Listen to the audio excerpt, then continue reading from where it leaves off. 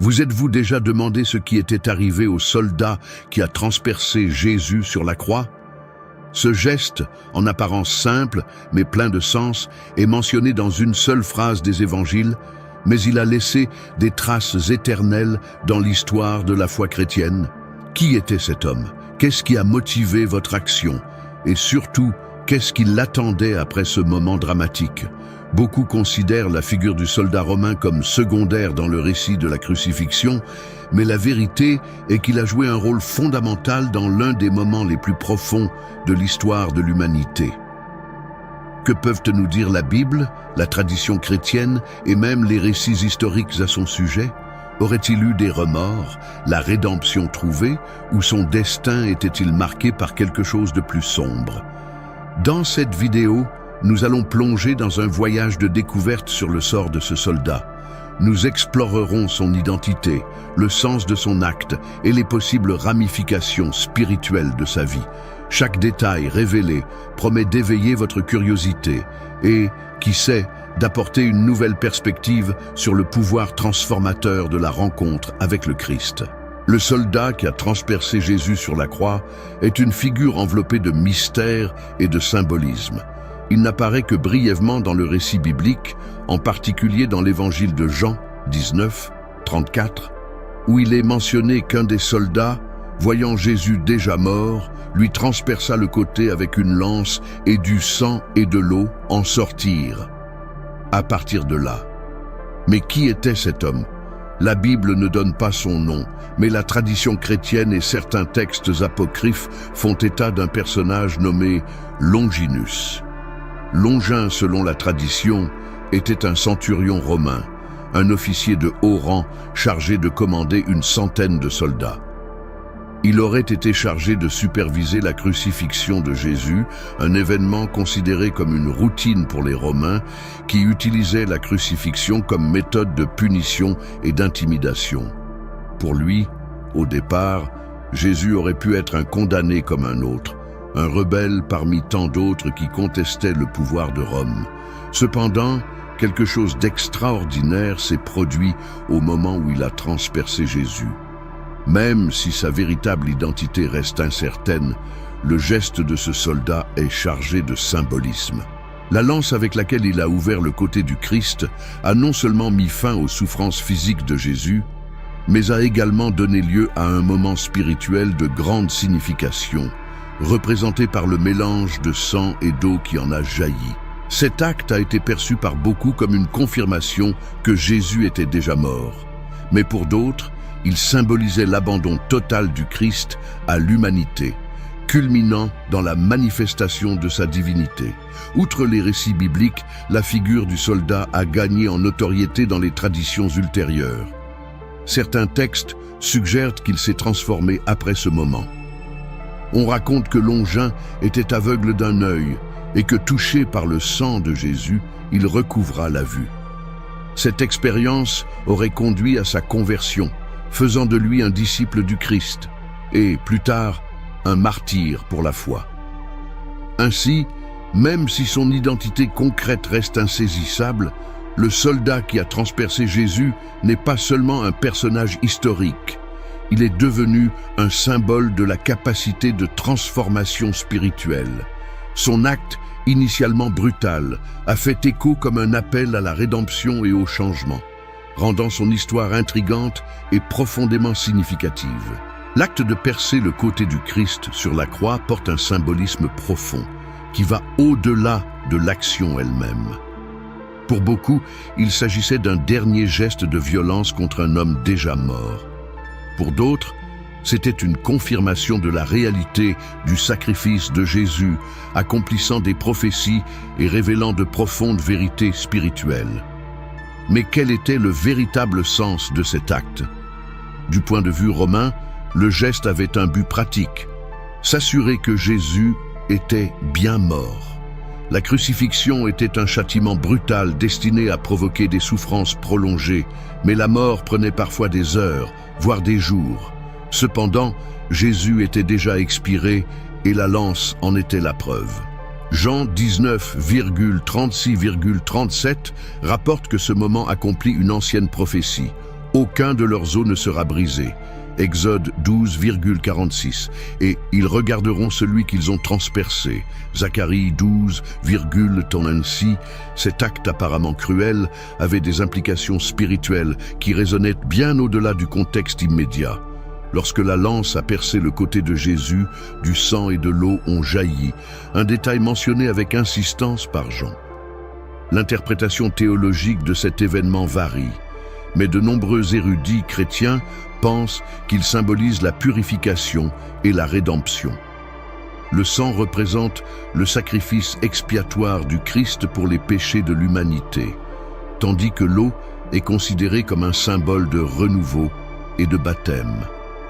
Ensemble, ils forment un témoignage visuel de l'œuvre achevée du Christ, le don de sa vie pour réconcilier l'humanité avec Dieu. Il y a aussi une dimension profondément émotionnelle et spirituelle dans cet acte. Pour les chrétiens, il symbolise l'ouverture du cœur de Jésus, une démonstration extrême d'amour et d'abandon.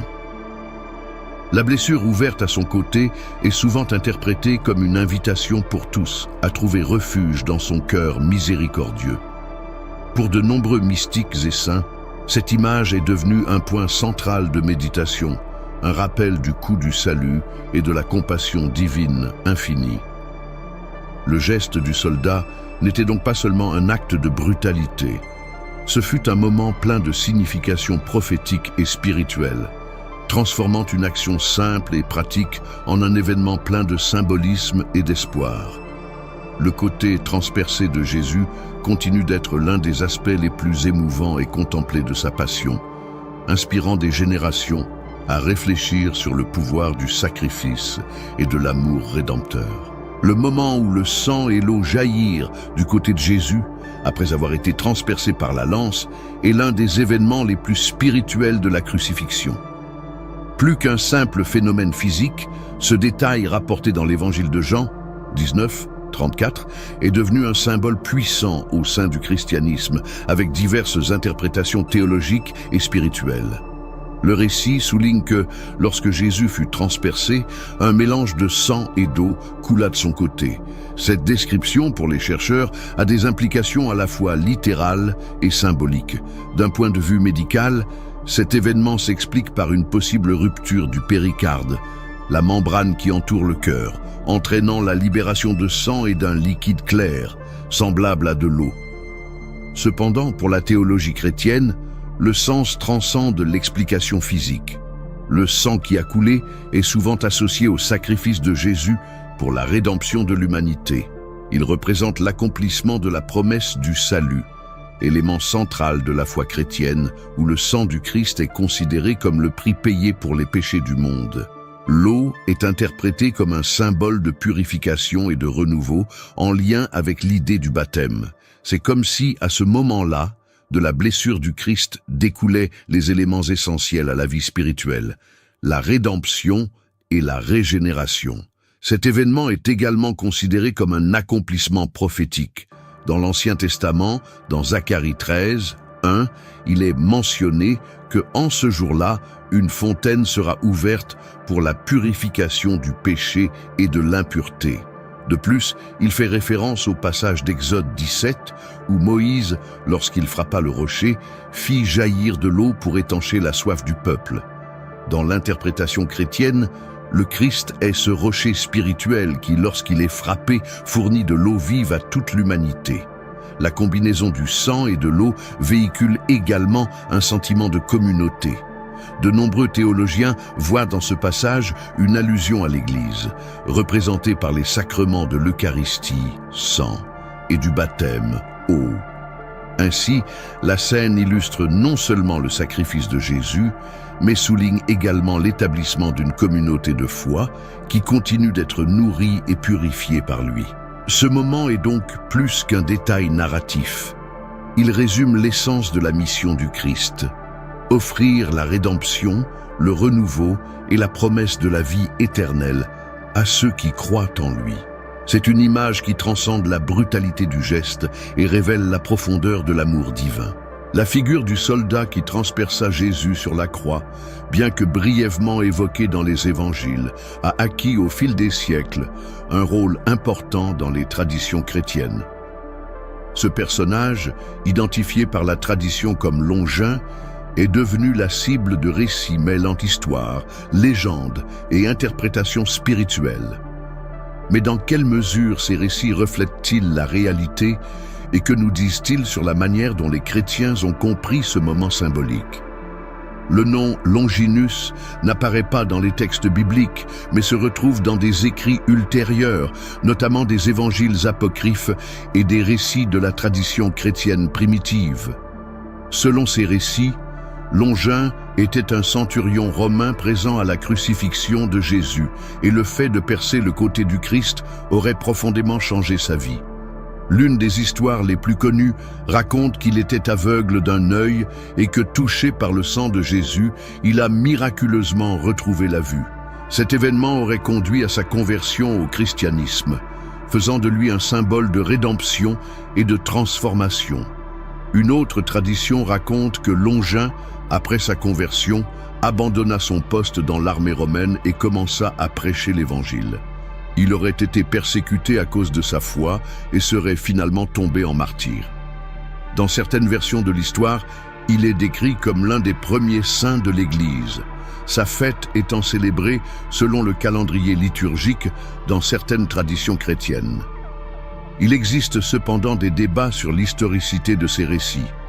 De nombreux érudits soutiennent que les détails de Longinus ont peut-être été élaborés au fil du temps pour combler les lacunes de l'histoire et créer une figure symbolique représentant la capacité de transformation spirituelle.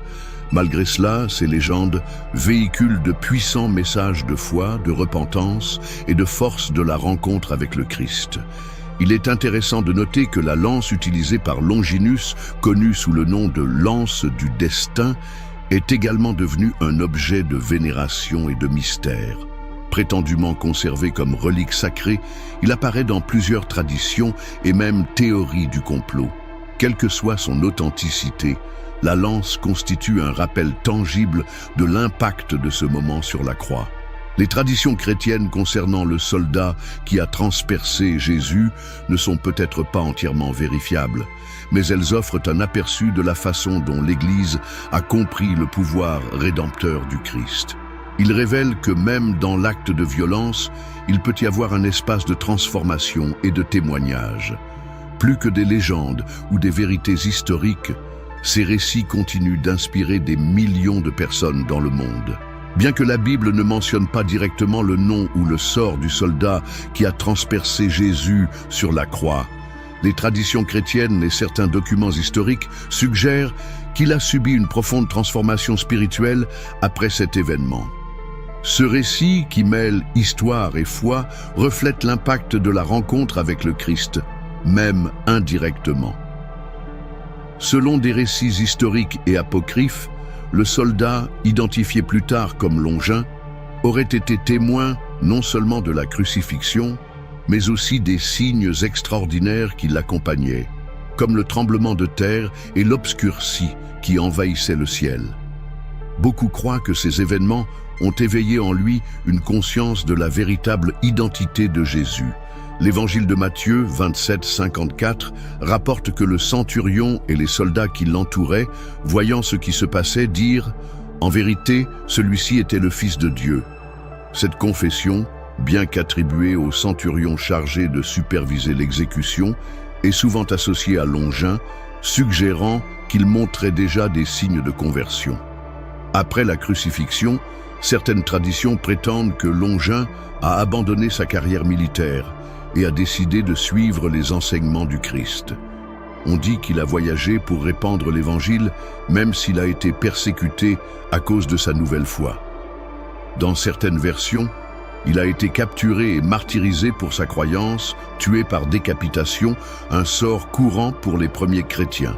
Cependant, il est important de noter que la figure de Longin n'apparaît pas dans les premiers documents historiques, en dehors de la tradition chrétienne, et qu'une grande partie de ce que l'on sait de lui provient de sources apocryphes et hagiographiques, qui ne qui mélange souvent des éléments historiques avec des récits symboliques.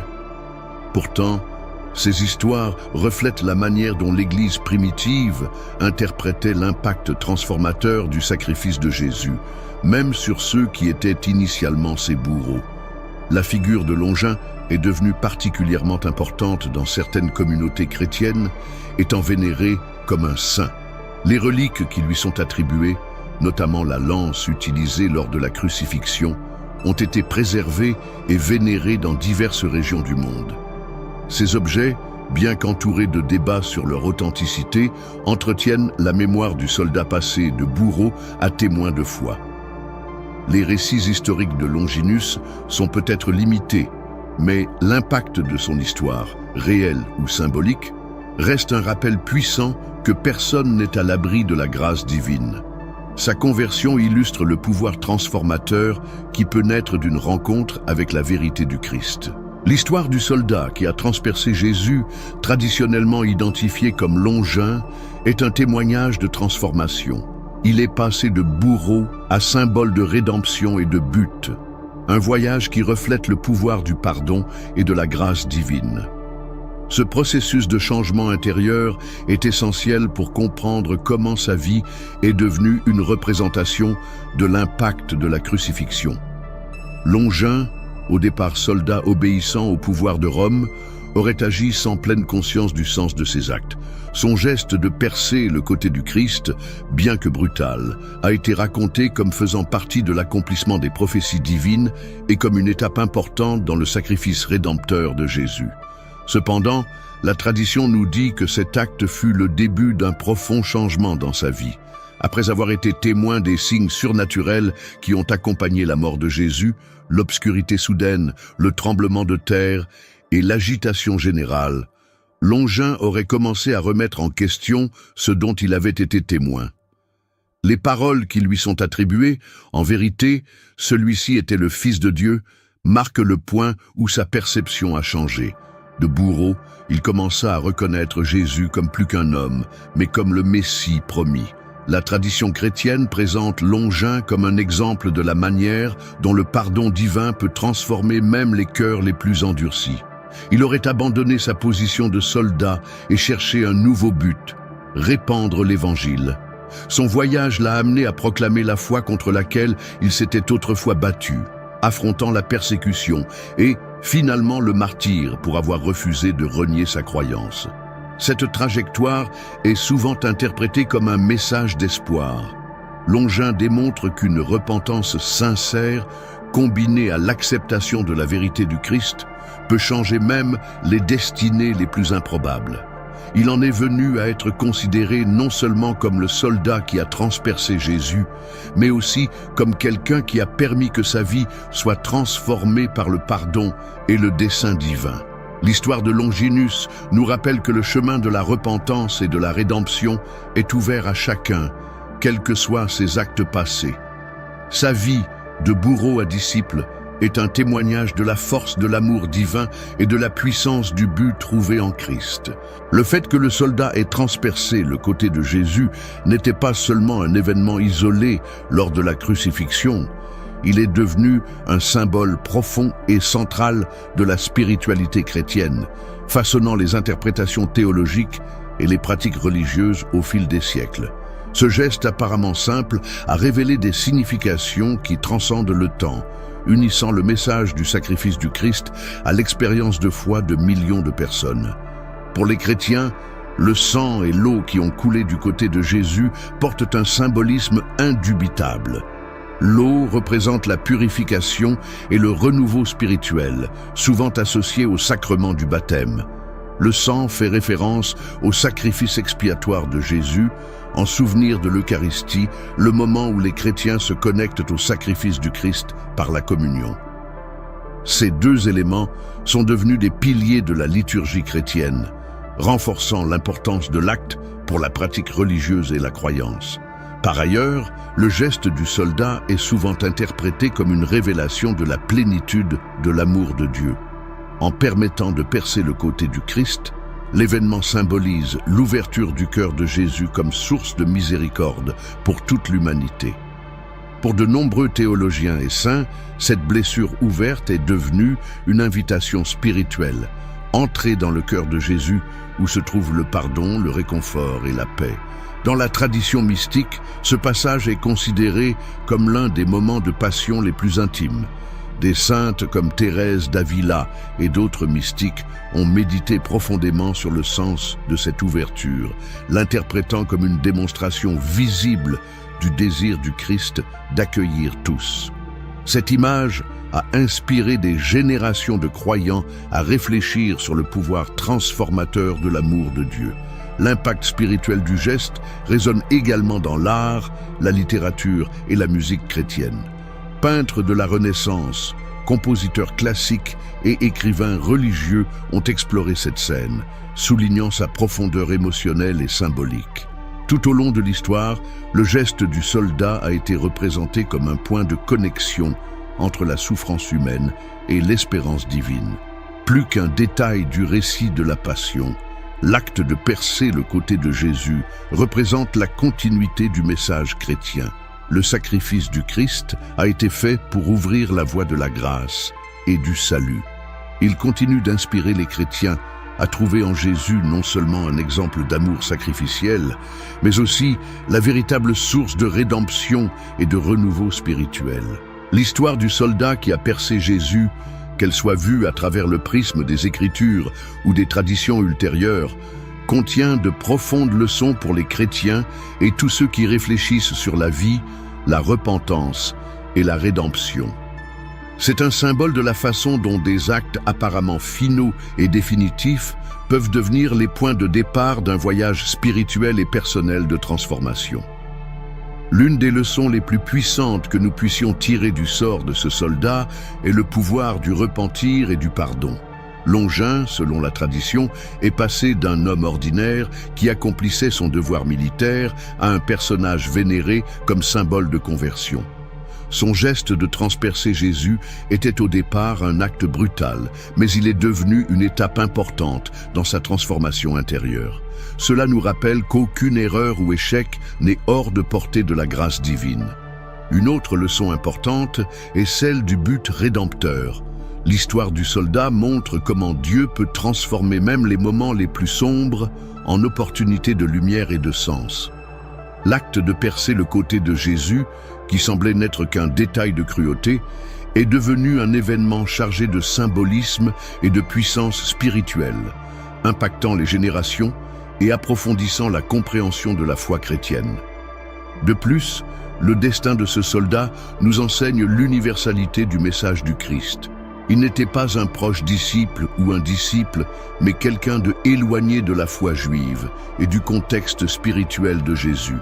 Pourtant, son histoire démontre que le salut est ouvert à chacun, quelle que soit son origine ou ses circonstances. Sa conversion montre que le message d'amour et de rédemption du Christ transcende les barrières et trouve ceux qui sont prêts à l'écouter et à se transformer. Enfin, nous pouvons apprendre l'importance du témoignage. Selon la tradition, Longin a utilisé son expérience et son repentir comme outil pour diffuser le message de l'Évangile, même face à la persécution et au martyre. Cela renforce l'appel chrétien à apporter la foi au monde, en utilisant nos propres histoires, même celles marquées par des erreurs, comme exemple de la puissance transformatrice de Dieu. Le sort du soldat qui a transpercé Jésus nous met au défi de réfléchir sur nos propres vies. Il nous rappelle que, peu importe à quel point nous sommes éloignés du bon chemin, il y a toujours de l'espoir pour un nouveau départ, la grâce pour le repentir et un but dans la transformation. C'est une histoire qui inspire la foi, l'humilité et le courage de rechercher le changement. Merci beaucoup d'avoir regardé cette vidéo jusqu'à la fin. Maintenant, dites-moi, qu'avez-vous le plus appris de cette vidéo ?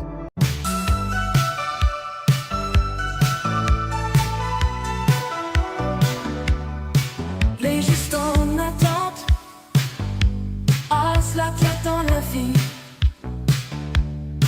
L'espoir est leur manteau, Yahvé les conduit. Dans le désert aride, les cœurs braves et purs,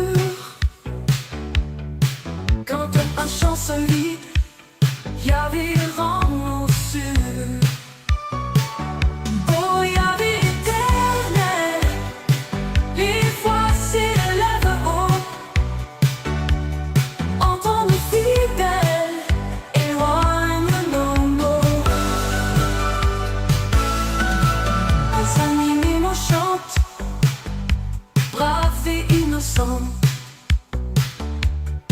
Supplier dans leur plainte, intervient maintenant.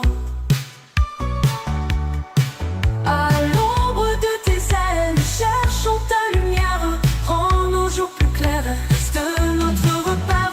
Oh, oh, oh, oh, oh, Yahvé éternel, les voix s'élèvent haut.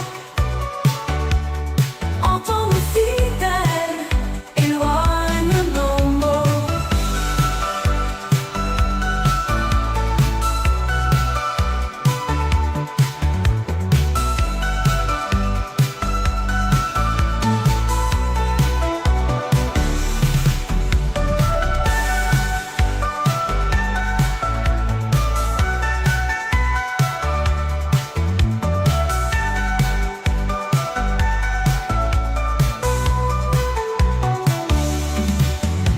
À l'ombre de tes ailes, nous cherchons ta lumière, rends nos jours plus clairs, reste notre repère. Oh, oh, oh, Yahvé éternel.